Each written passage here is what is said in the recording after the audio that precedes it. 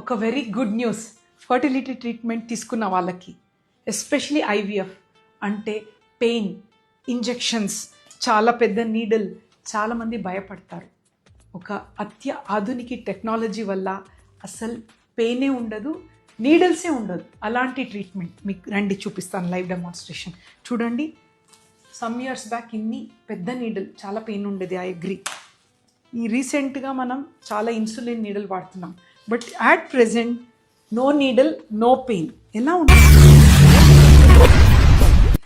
మనం హార్మోన్స్, ఇది గొనాడోట్రోఫిన్స్ని ఇలా డ్రా చేయటం జరుగుతుంది. కనిపిస్తుంది కదా, 150, 225, 300 ఏదైనా ఎంత యూనిట్స్ కావాలంటే డ్రగ్ తీసేసుకొని సక్షన్ సిస్టమ్ లోపల డ్రగ్ డెలివరీ సిస్టంలో జస్ట్ స్క్రూ టైట్ చేసుకోవటం.